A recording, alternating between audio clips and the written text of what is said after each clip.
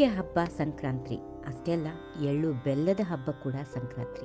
ಎಳ್ಳು ಬೆಲ್ಲ ತಿಂದು ಸಿಹಿಯಾದ ಮಾತನಾಡುತ್ತಾ ಸುಖವಾದ ಜೀವನ ನಡೆಸಬೇಕೆನ್ನುವ ಸದುದ್ದೇಶವೇ ಈ ಹಬ್ಬದ ಸಂಕೇತ.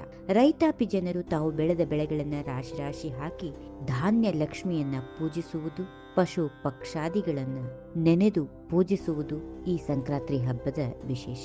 ಇನ್ನು ಸಂಕ್ರಾಂತಿ ಹಬ್ಬದಲ್ಲಿ ಸಂಕ್ರಮಣ, ಮಕರ ಸಂಕ್ರಮಣ ಎಂದು ಹೇಳಲಾಗುತ್ತದೆ. ಆದ್ದರಿಂದ ಮಕರ ಸಂಕ್ರಮಣದ ಹಬ್ಬದಲ್ಲಿ ಆಯಾ ರಾಶಿಯವರು ಯಾವ ದಾನವನ್ನ ಮಾಡಿದರೆ ಶುಭ ಫಲವನ್ನ ಹೊಂದುತ್ತಾರೆ ಎನ್ನುವುದನ್ನ ಈಗ ನೋಡೋಣ. ಪ್ರತಿಯೊಂದು ಹಬ್ಬದ ಹಿಂದೆ ಒಂದೊಂದು ವಿಶೇಷತೆ ಇದೆ. ಅನಾದಿ ಕಾಲದಿಂದಲೂ ದಾನ ಧರ್ಮಾದಿಗಳಿಗೆ ಆದ್ಯತೆಯನ್ನ ನೀಡಿದೆ ನಮ್ಮ ಸಂಪ್ರದಾಯ. ಹೀಗಾಗಿ ಸಂಕ್ರಾಂತಿ ಹಬ್ಬದ ದಿನ ಆಯಾ ರಾಶಿಗೆ ಅನುಗುಣವಾಗಿ ಈ ವಸ್ತುಗಳನ್ನ ದಾನ ಮಾಡಿದ್ರೆ ಶ್ರೇಷ್ಠವಾದ ಶುಭ ಫಲಗಳನ್ನ ಹೊಂದುತ್ತಾರೆ ಎಂದು ಹೇಳುತ್ತಾರೆ ಪಂಡಿತೋತ್ತಮರು. ಹಾಗಾದ್ರೆ ಆಯಾ ರಾಶಿಯವರು ಯಾವ ದಾನ ಮಾಡಬೇಕು ಎನ್ನುವುದನ್ನ ಈಗ ನೋಡೋಣ. ಮೊದಲನೇದಾಗಿ ಮೇಷರಾಶಿ. ಮೇಷರಾಶಿಯವರು ಮಕರ ಸಂಕ್ರಾಂತಿಯ ಹಬ್ಬದ ದಿನ ಮುಖ್ಯವಾಗಿ ಎಳ್ಳನ್ನ ದಾನ ಮಾಡಬೇಕು. ಹಾಗೆ ಎಳ್ಳನ್ನ ದಾನ ಮಾಡೋದ್ರಿಂದ ಶೀಘ್ರವಾದ ಮನಸ್ಸಿನ ಇಷ್ಟಾರ್ಥಗಳು ಈಡೇರುತ್ತವೆ. ಇನ್ನು ವೃಷಭ ರಾಶಿಯವರು ಎಳ್ಳನ್ನು ದಾನ ಮಾಡಬೇಕು. ಸಾಧ್ಯವಾದರೆ ಉಣ್ಣೆಯ ವಸ್ತ್ರಗಳು ಅಂದ್ರೆ ಉಲನ್ ವಸ್ತ್ರಗಳನ್ನ ಬಡ ಬಗ್ಗರಿಗೆ ದಾನ ಮಾಡಬೇಕು. ಇನ್ನು ಮಿಥುನ ರಾಶಿಯವರು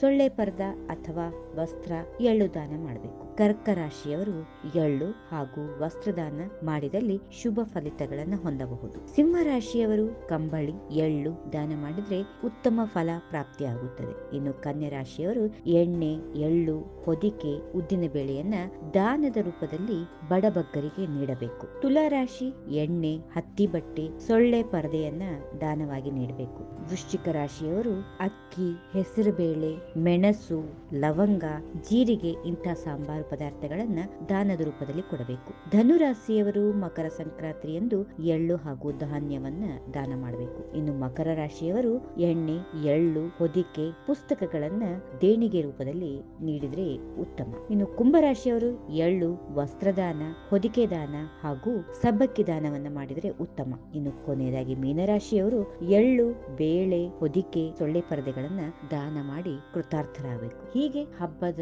ಪರ್ವ ದಿನದಂದು ಈ ದಾನಗಳನ್ನ ಆಯಾ ರಾಶಿಯವರು ಮಾಡಿದ್ರೆ ಉತ್ತಮ ಪ್ರಾಪ್ತಿಯನ್ನ ಹೊಂದುತ್ತಾರೆ ಎಂದು ಹೇಳುತ್ತಾರೆ ಗುರು ಹಿರಿಯರು. If you like this video, ಬೇಗ ಲೈಕ್ ಮಾಡಿ, ಕಾಮೆಂಟ್ ಮಾಡಿ, ಶೇರ್ ಮಾಡಿ ಹಾಗೂ ಯೋಯೋ ಟಿವಿ ಕನ್ನಡವನ್ನು ಸಬ್ಸ್ಕ್ರೈಬ್ ಮಾಡಿ.